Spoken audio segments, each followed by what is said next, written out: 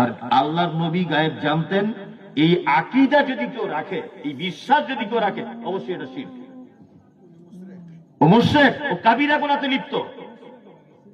কি বুঝি, বুঝতে পারছেন? মুহাম্মদ সাল্লাল্লাহু আলাইহি ওয়াসাল্লাম গায়েবের খবর জানতেন না। বিরাদানে ইসলাম, এ মুমতাজুল তো মুমতাজুল, এর কওমের মধ্যে এমন কোন মা এইরকম সন্তানের জন্ম দেয়নি যে নবী আমার গায়েব জানেন না। কোরআন, হাদিস, ইজমা, কিয়াসের আলোকে প্রমাণ করতে পারে। কোরআন নেই, হাদিস নেই, মুখের বলি, মুখের কথাতে এইরকম জঘন্য আমার নবী পাক সাল্লাল্লাহু তাআলা আলাইহি ওয়াসাল্লামের নামে মিথ্যাচার করতেছে। বিরাদানে ইসলাম, এ হারামখোর রাজমিস্ত্রি, অনভিজ্ঞ, লেখাপড়া না করে কোরআন পড়তে জানে না, হাদিস পড়তে জানে না, আর বলতেছে এইরকম আকীদা কেউ যদি রাখে তো কাবিরা গুনাহ হবে। মুমতাজুল ইসলাম যদি হালালি বাপের সন্তান হয়ে থাকে তাহলে প্রমাণ করে দেখা যে নবী আমার গায়েবের সংবাদ দিতে জানেন না। আপনাকে আমি বলি, কোরআন শরীফ উঠিয়ে দেখুন, রব্বুল আলামিন বলেন, ওয়া আল্লামাকা মা লাম তাকুন তাআলাম। হাবিব, আপনি যাহা কিছু জানতেন না, আপনাকে সব কিছু শিখিয়ে দিলাম। সূরা নিসা আয়াত নাম্বার 113 এর মধ্যে উল্লেখ রয়েছে।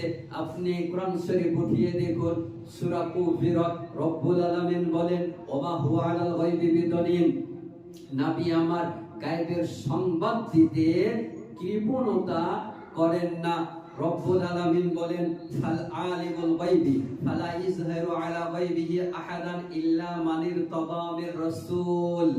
অর্থাৎ গায়েবের জ্ঞান তো তার গায়েব সম্পর্কে কাউকে অবগত করেন না নিজের পছন্দনীয় রাসূল ছাড়া।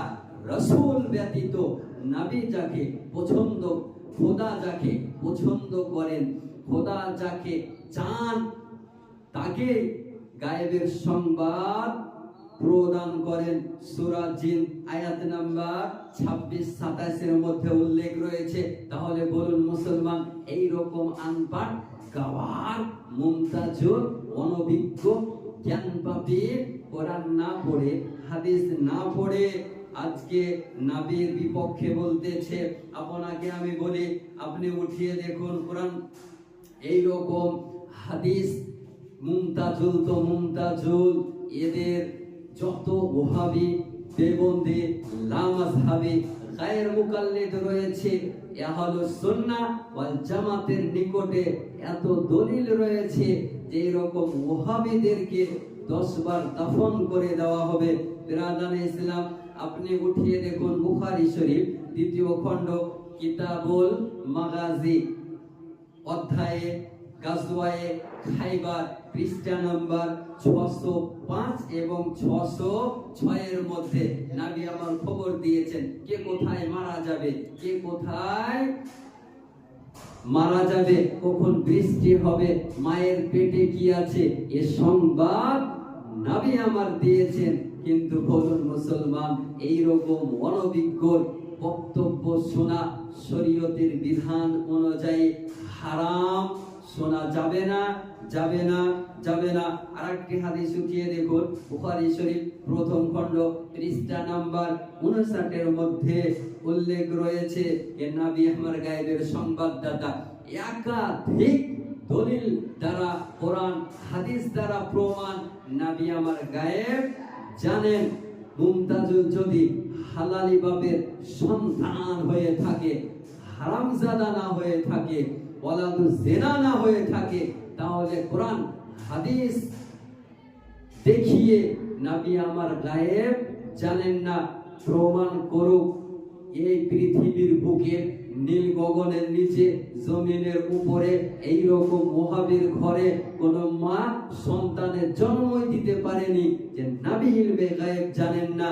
এটা অতীতে প্রমাণ করা সম্ভব হয়নি, বর্তমানও হচ্ছে না, ভবিষ্যতেও কসম খোদার হবে না, হবে না, হবে না। अल्लाह के नाम पे दे दे बाबा, अल्लाह के नाम पे दे दे, अल्लाह के नाम पे दे दे बाबा, अल्लाह के नाम। বিরাদানে ইসলাম এইরকম ডাব চোর, এইরকম মাছ চুরি করে খেয়ে লেখাপড়া না করে আজকে স্টেজে পাগলের ন্যায় ব্যবহার করতেছে। ভাবতে অবাক লাগে, পড়ার জীবনে মাদ্রাসা ডাব চুরি করে খেয়েছে, বর্তমান সময়ে মানুষের ঈমান নষ্ট করতেছে। এই অনভিজ্ঞ কারি ইয়াসিন এই মৌলভী নয়, মুফতি নয়, হাফেজ নয়, কারি গায়ের আলিম को तकरीर करना হারাম है। বিনা আলিম ব্যতীত অন্য কারো ওয়াজ করা হলো হারাম।